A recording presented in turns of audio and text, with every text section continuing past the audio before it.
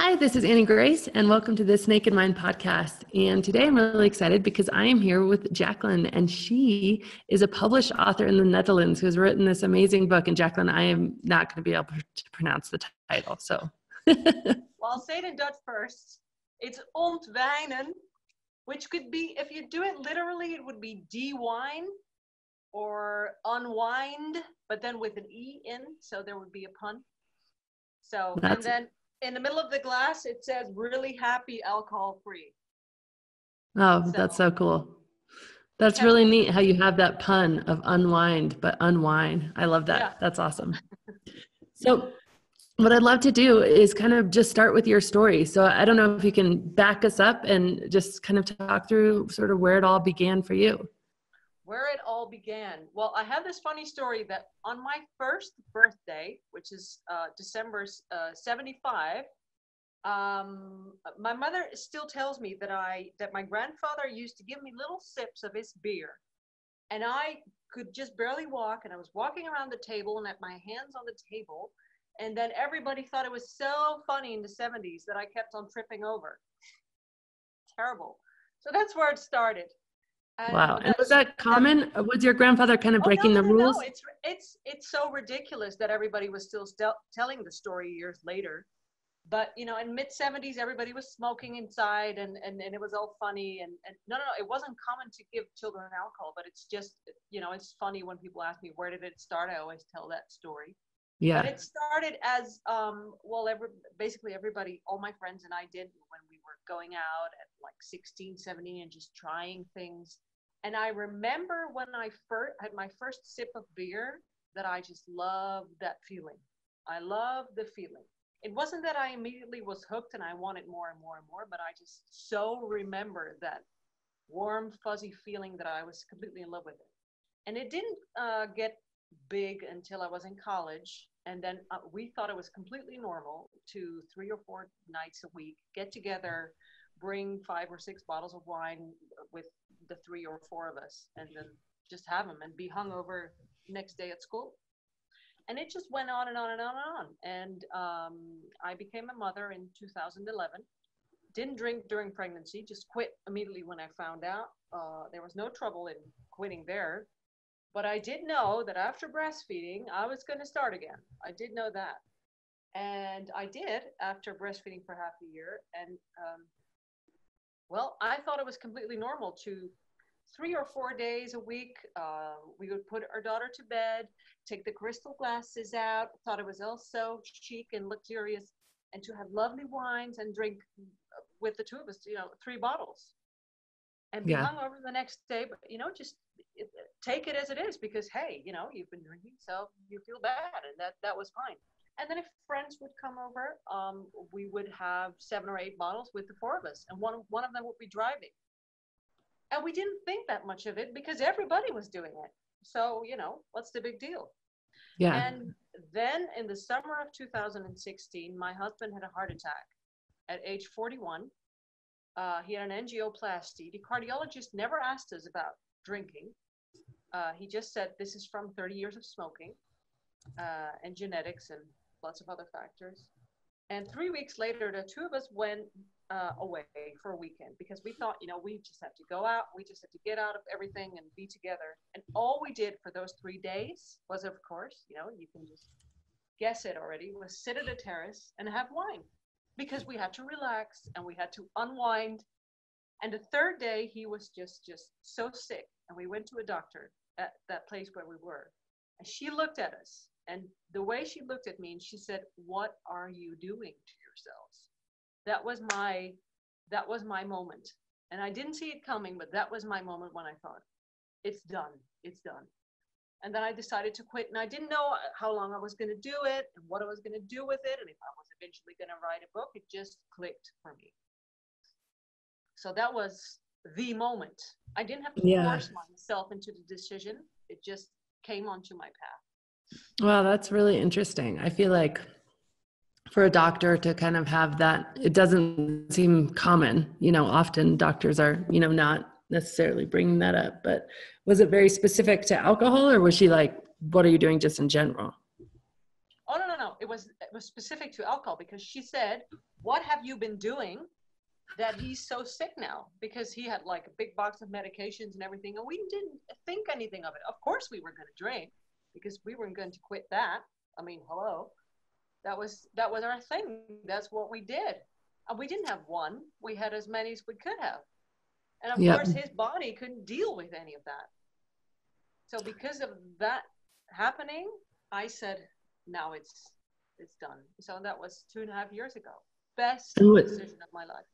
That's so cool. And what was his, was he in the same boat where he felt the same sort of, okay, just done?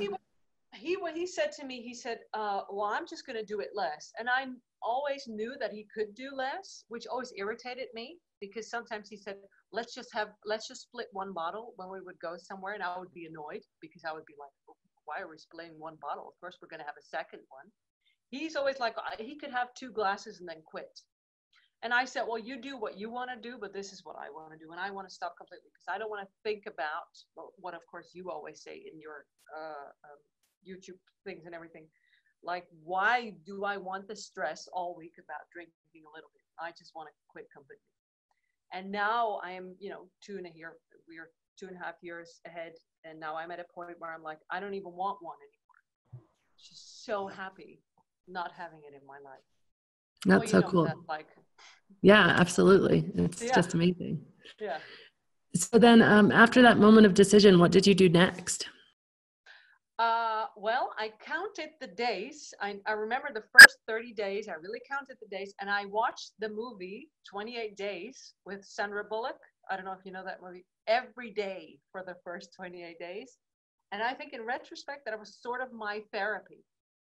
Because I sort of watched it, and then there's this scene, I don't know if you've seen it, but there's this scene in the movie at the end where she's in the woods with her sister, and it's a long story, but it's basically about always thinking that you're not good enough. And I didn't understand why I got so emotional every time I watched that scene, but now when I look back, I know, because so much has happened in the past 2.5 years, and I've had so many realizations that the main reason why I have been drinking for such a long time is because I always thought that I wasn't good enough. And that is the movie I apparently had to watch every day for 28 days to sort of get that through my thick skull. Wow. That's so powerful. What a cool thing. I wonder if anybody thought when they made that movie that would happen and then it would result in a book. Yeah. That's so neat. And then, so how did kind of your friends and family react? Oh, well, because we had so many drinker friends, basically all of them, a lot of them just didn't call me anymore. A lot of them didn't want to talk about it. They sort of took the message and then like, okay, fine, and then sort of hung up on me. I know my in-laws, who are not going to watch this podcast, but they are still very much annoyed, also this Christmas, that I am not drinking. Like, oh, well, what are we going to get for you? Like you're such a... Oh, yeah. And then when they come to our house, my mother-in-law always says, I'll just have water, thank you. With that big smile. And I see on her face that she's sort of like, and I'm so annoyed that we're all not just drinking together. Yeah. With that face. One of my friends planned a weekend away with her girlfriends, and I'm supposed to be part of that. And she said, I'm not going to take you because you're not drinking. Wow. Yes, I know. So it was very lonely. Yeah. Because of course there are, there's AA and all of that, but in this country, there's sort of this idea, and I don't know if that's the same in America, but like, you don't go to AA unless you're like really down on the ground and you've lost your house and you've lost everything. And that would be the only reason to go there, or to seek help at all for something as when it has to do with alcohol. Oh, that's so interesting. It is similar, I think, for a lot of people. I think they're trying to change that, but yeah, it's very much like if you're walking into an AA meeting, pretty much somebody's had an intervention with you or something pretty negative has happened. I wish it wasn't that way, but that is the case for sure. So do people just get to, defensive then and think, well, you must have had a problem that sort of I don't have? Oh, yeah. I know a lot of my drinking friends, well, of course, the first question they would ask me is, how much were you drinking? That is, of course, the first and foremost. Like they sort of lean into you with big eyes and like, how much were you drinking? How much were you drinking? Yeah. Oh, that's more than me. So you have the problem. Yeah. And I getting annoyed because I love the choice of not drinking. And basically, I ate so much chocolate in the beginning, it was ridiculous. But I just kept on losing weight and sleeping well and wanting to go onto my bike and go to Amsterdam and go here and go there. And everything cleared up, skin, face, eyes, all of that. And that mirror, I think for a lot of people was really hard and still is. Yeah. It took me a long time to, I just had a Christmas party. I mean, it's at night here. I just had a Christmas party at my daughter's school. And of course, everybody was drinking there because it was for free. And I think it took me about a year and a half before I could go to parties like this and really enjoy myself again. I wouldn't feel anxious or jealous or whatever. I've lost that completely, but it did take time. I now always tell people, give it time, give it time, give it time. You probably say that as well. It's just. And is that like, do you feel like that's your best advice, or was there anything else that you were doing like in that time that helped make it easier? Well, I now look back at it that it's phases. Find people that do the same thing, but I couldn't find anyone. I was alone in the whole thing for the first 6 or 7 months. Only after that, when I decided I have to do something with this and, make an online program for this country and write a book and all of that. That has basically been my therapy as well, just writing it all down and getting all those memories back and thinking about it. But it was hard not being able to talk to anyone about it who wasn't judgmental. Yeah, for sure. That was really hard. And like that face, that sort of pitiful face, like, oh, so you have a drinking problem. That's really bad. Like with that, and then going away to get another drink, right? Yeah. Interesting. So I did cry a lot in the beginning. Like out of the blue. Like my first Christmas, I quit on July 22nd, and then my first Christmas in 2016, my brother came into the room and I was, making soup and being happy and I have my first alcohol-free Christmas. And he took the old French wine out of his bag, and then the tears ran down my face. My mom said, "What's wrong?" I said, "I'm not part of that anymore." And it just really felt like I'm not part of that family ritual, and I'm out. That's what it felt like. It went away within 10 minutes, but it did come over me like that big wave.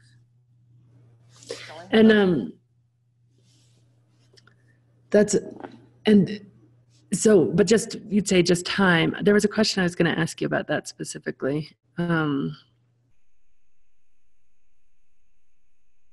Was there ever a time that you really sort of thought, well, forget this then, I'm just going to go back? Or no?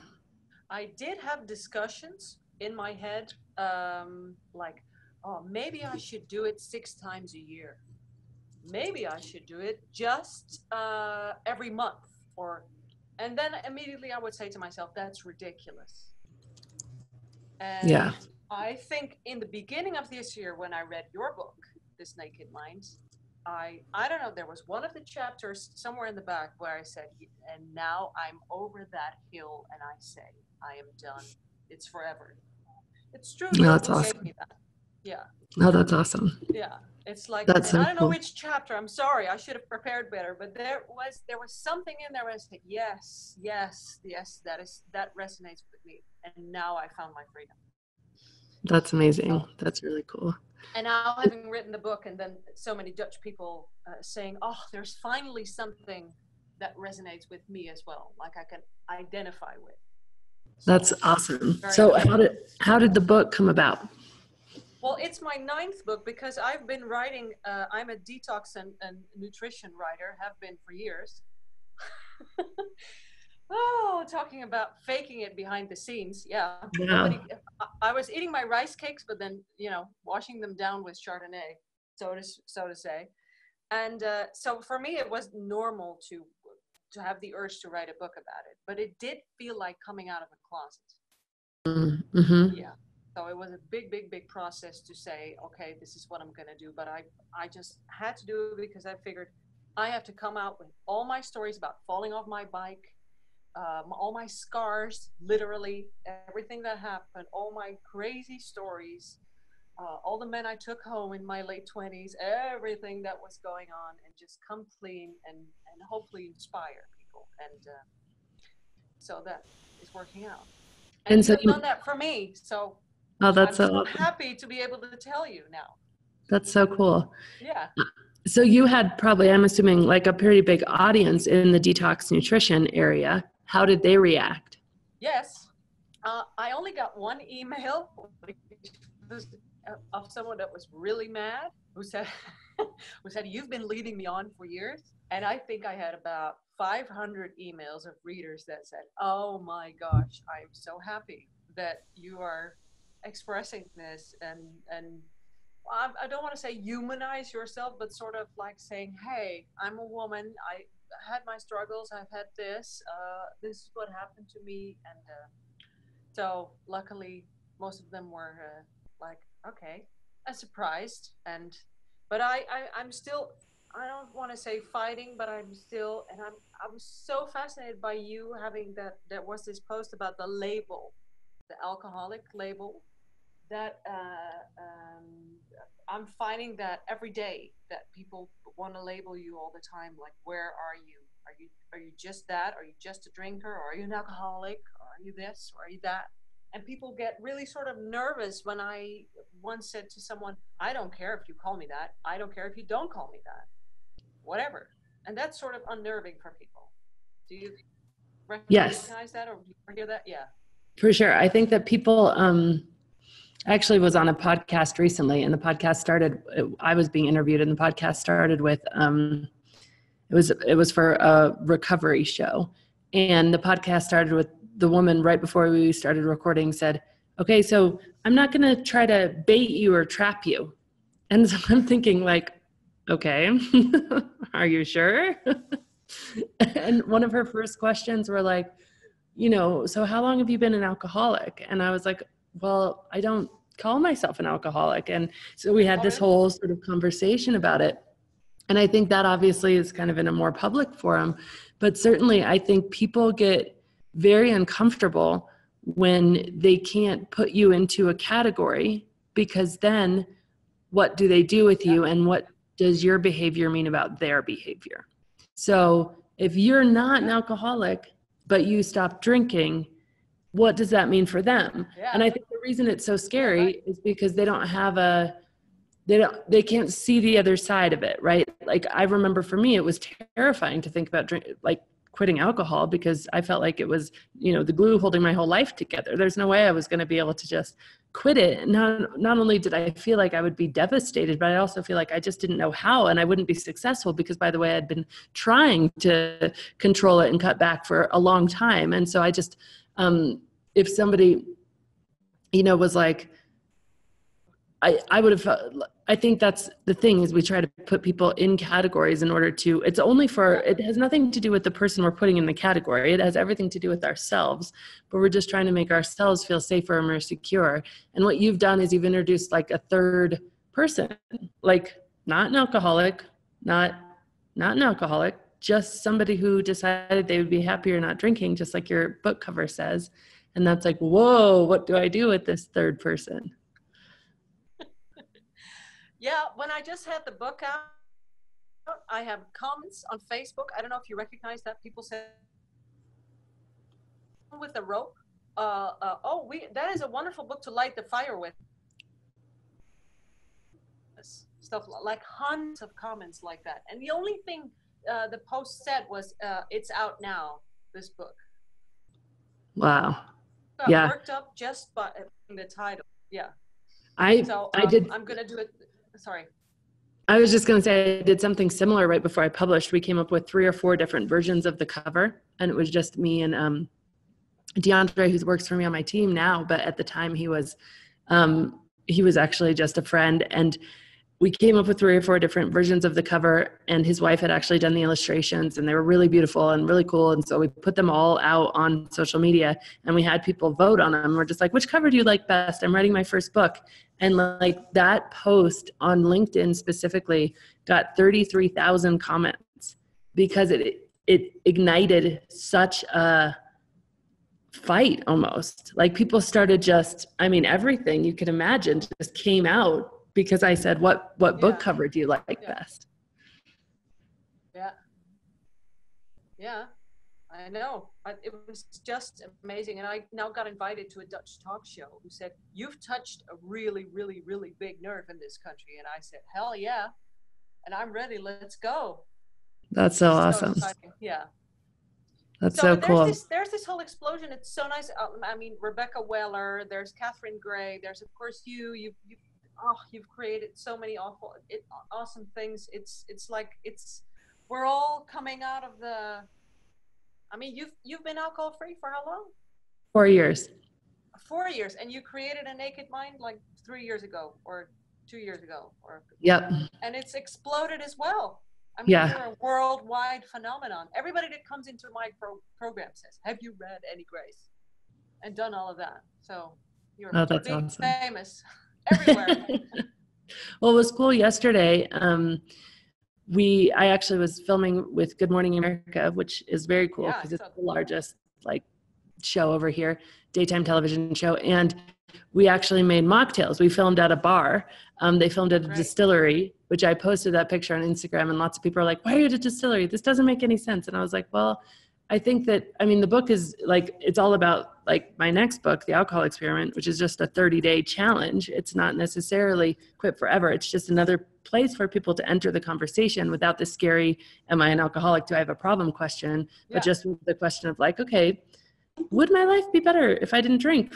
Let me take an experiment. Let me find out. Let me be the guinea pig in my own life and decide if it's really true. So anyway, we're making mocktails behind the bar and they're filming it. It's really cool. It felt like cooking show style or whatever. And the bartender started asking about like, well, you know, do you get a lot of requests for mocktails? And he said, in the last year, I've gotten more requests for mocktails than I have in my entire like ever. Really? All combined. And he said, it's like this alcohol-free craze. He said it used to just be pregnant women, but now it's like everybody, and they're just really coming out of the woodwork, and it's just the time, you know, people really want to look at this and make a change, which is just so cool. Yeah, I said it recently to a big reader group that was still busy about quinoa and all of that. I said, honey, you should stop drinking because I can't lose weight and I'm still not sleeping and I'm drinking my green smoothies. And I said, that is your last hurdle. That is the last one to go. But it's the hardest one. Yeah. But it's the best one. It's so worth it. Yeah. And everything really does kind of change on the other side of it. So what are your plans now? Talk shows, stuff like that? Oh, gosh, yes. And build an international network with all of you. No. Well, for now, it's just, I mean, this book just came out 3 weeks ago, so I'm really excited. And want to do a lot of big things in this country for now. And, see what happens. But my life is on quit. I now just turned 44. It is amazing the depths that I'm still going into, still discovering new things. It is just, and everybody that's still drinking is looking at me like, oh God, when is she ever going to stop? Well, probably never. It's just, I am the strongest I've ever been. And there's so much more to come. Really, I can go on forever, Annie. It is great. Yeah, really happy. I love that. I love that. And I think it's so cool. And I love that idea of sort of an international network.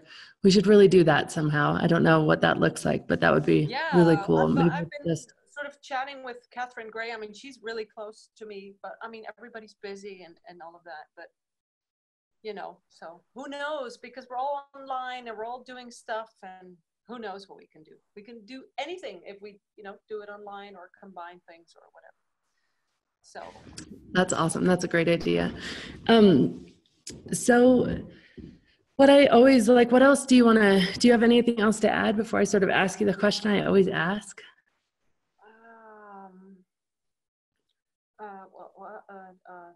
No, I think I did say a lot already. I don't even know what time it is. We did go on for a long time already.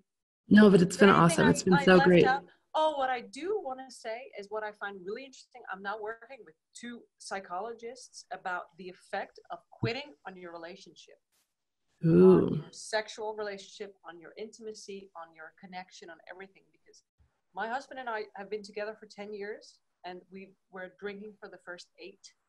And we had to find ourselves to get everything all over again. And it was really, really hard. And it's a big taboo. And I've now opened the taboo in the coaching group that I have. And it resonates with everybody. Like,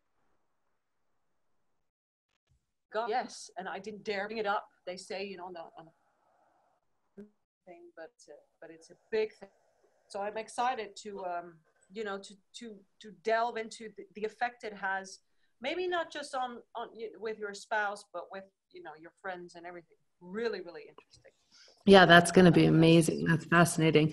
Do you have any resources that are in English or is it all in Dutch? The last thing I didn't hear, I'm sorry. Oh, I was just wondering, I said that's fascinating, first of all, but I was also wondering, do you have any resources in English or are they all in Dutch? I did just make an English book proposal, and I work with 4 professors in this country, and one of them works on Mount Sinai Hospital in New York. Great. So I do have a bit of English here and there, but okay, cool. So more to come for sure. So we'll stay tuned. And of course, there's the dream to be published internationally, but yeah, who knows? Amazing, awesome. Well, what I always ask at the end of these is like, if you could go back and, talk to yourself 3 or 4 years ago and just tell yourself what life is like on the other side, what would you say? Oh, that is such a good question. Well, my intuitive answer would be to say that she would probably not listen and be annoyed because the Jacqueline from 4 years ago is completely convinced that nothing in her life will ever bring her such happiness, such joy, such butterflies in her stomach on my bicycle on my way to the bar as drinking. And well, I think that would be the most important thing that I would want to say to her, that there is something at the other side that is going to bring her everything that she thinks she finds in the glass. That's everything so cool. I thought I found in the glass, I thought I found when I quit the glass, when I left the glass behind. Yeah. And you must not have actually found it in the glass because you were still obviously looking. If you did, you would have never started questioning. Yeah, and I kept going back to the glass. Yeah. I had to go back all the time. Yeah. And didn't find it. Yeah. That's awesome. That's so cool. Well, thank you so much, Jacqueline. It's just been such a pleasure. I really appreciate it. Thank you. Thank you. This has been Annie Grace with This Naked Mind podcast. Thank you so much for listening. You can learn more at thisnakedmind.com. And please remember to rate, review, and subscribe as it really helps us spread the word.